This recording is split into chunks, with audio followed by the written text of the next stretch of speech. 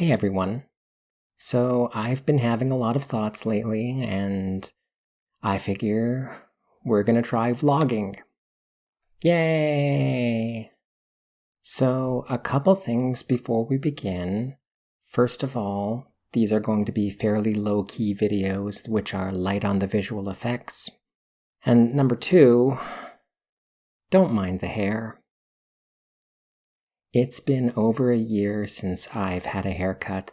So what did I want to talk about? Well, there was this tweet that asked what I considered to be a ridiculous question. How did Joe Biden do what Barack Obama failed to do? How did he make progressive policy popular? I can't stand liberals. I can't stand liberals. Okay. The premise of this question is entirely flawed. Joe Biden did not make progressive policy popular. 6 years ago, Bernie Sanders gave people the words to articulate their justifiable frustrations with the economic system, but he doesn't get the credit either. The true credit goes to one person, Alexandria Ocasio-Cortez. Here's my movie Bob impression. AOC was lightning in a bottle.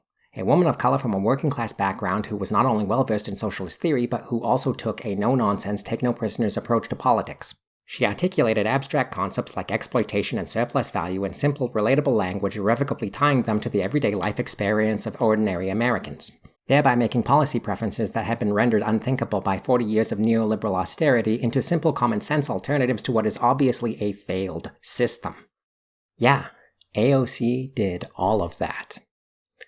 AOC would go on CNN, and when the interviewer asked a bullshit question, rather than giving some mealy-mouthed, non-committal answer, she would explain in no uncertain terms why it was a bullshit question. Man, do you want to spend a lot of my tax money on these proposals that you and Bernie and others have? Medicare for all, college tuition, maybe even housing. That the Green New Deal that you have, it is all very expensive, especially on the single-payer side, and that it gives people sticker shock. Even in Bernie's home state, they got sticker shock. They couldn't get it done in his state because of how expensive it is. And that was an 11% increase in taxes, 9 to 11%. Even that was too much for people. How do you pay? How do you sell it? So first of all, the thing that we need to realize is people talk about the sticker shock of Medicare for all. They do not talk about the sticker shock of the cost of our existing system. You know, in a Koch brothers funded study, if any study is going to try to be a little bit slanted, it would be one funded by the Koch brothers.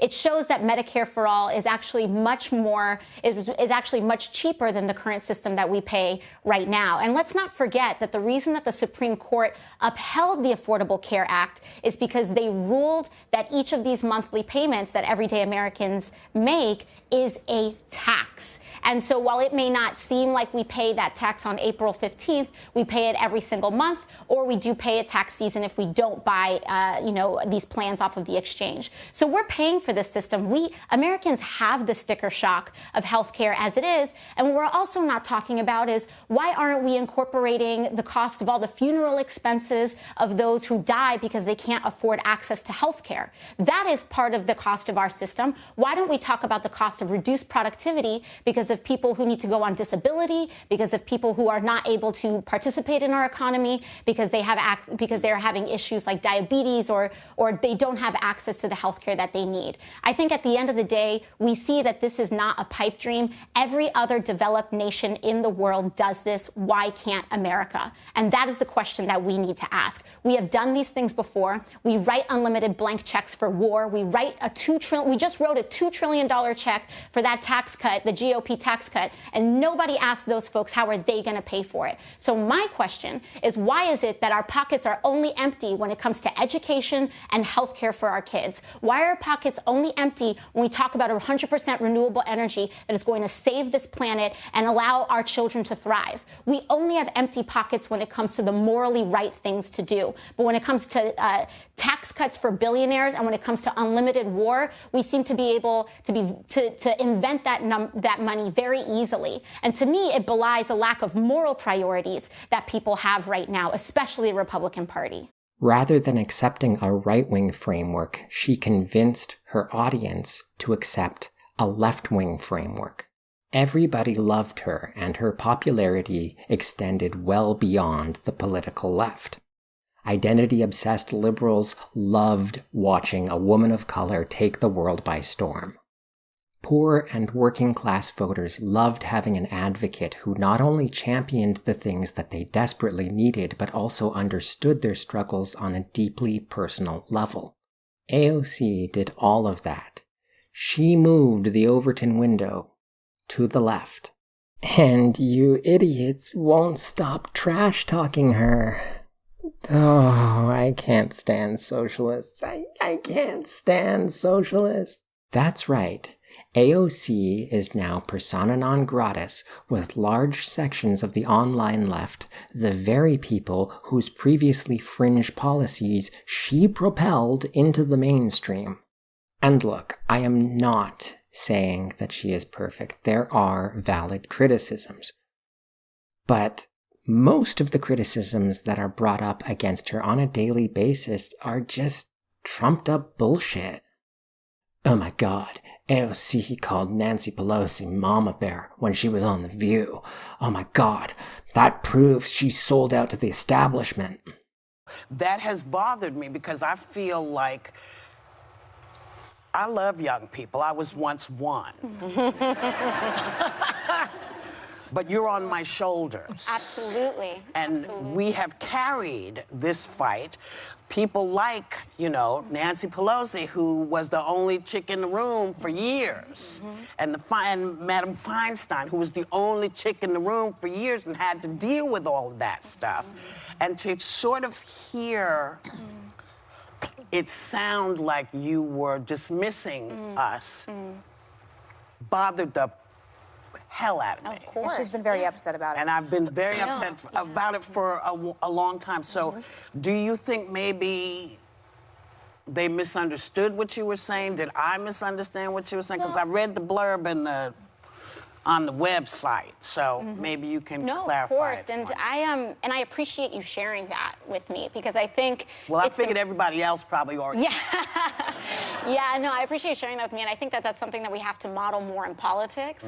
I work very closely with my sister Rashida Tlaib, and one of the things that she says is that we're not divided, we are disconnected, and the way that we connect is by sharing honestly our takes with each other. But that being said, first of all, I think there's a lot of incentive to blow up disagreements in the party as like huge fights, because I think it's important for us all to recognize, and we do this in our rallies, to recognize the people who have been in this fight to allow us to have this window as we do right now. Nancy Pelosi, that's Mama Bear of the Democratic Party, No. That's called connecting with an audience. Who watches The View? Suburban wine moms who are, for the most part, cheerleaders for the Democratic Party. AOC threw them a bone so that they would listen to her when she talked about Medicare for All. That's it. Yes, and I think it goes to that question because in other countries, there are different parties where you break up what that actually means. There are some Democrats that are very pro-business, very pro-Wall Street. They advance causes of big pharma. And then there are other Democrats that don't take corporate money, that fight for working families, for a living wage, for Medicare for all. And I think in that, I want to clarify that I am a grassroots candidate that does not accept corporate or lobbyist funds, that I fight for working families, a living wage, Medicare for all, ending our system of mass incarceration and making sure that we have humanity at our border. Look, I criticize the left here because I care about the left and I want to see socialist policies propelled into the mainstream. And it's driving me bonkers that so many online leftists have taken a tactical approach that will undermine that goal. There seems to be this mindset that AOC and other progressives can achieve any goal if they just remain stubborn enough and disrupt the process enough, and that's not how reality works. Like, I'm sorry, but the progressives are battling against deeply entrenched political forces. And maybe it would be fair to say that in certain cases, they did not use the right tactics. That can happen because they are human beings who make mistakes, who can't always see the future and don't always know how their strategies are going to pay off. But there is a huge difference between using the wrong tactics and having the wrong goals. And one other objection beyond the sheer stupidity of the left attacking one of the few people in a position of power who is sympathetic to their goals is the fact that thousands of people brigading someone who is only trying to help is fundamentally unjust. I find it telling that large sections of the online left target AOC and other progressives but don't go after conservative Democrats like Joe Manchin. Like, why aren't there 1 million people in his mentions and calling his voicemail and writing to his office and telling him that he needs to get on board with progressive policies? If you want to mount a political pressure campaign, you don't target the people who already agree with you. You target your adversaries. Right? Like, this is just common sense, right? So all of this is to say that I really think some of the more prominent voices in the online left, who will go unnamed because I don't want to stir up the ire of their fans, are directing all this anger towards the wrong people, and they need to redirect it towards the people who are actually standing in the way of progressive policy. Not AOC, not the rest of the squad, but the conservative Democrats and the Republicans. Go after them.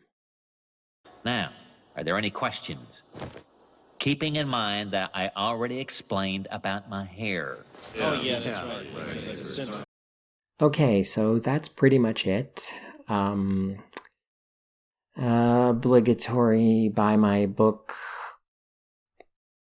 suggestion. Link down there. Like, subscribe, yada yada yada. Thanks for coming by, everybody. See you next time.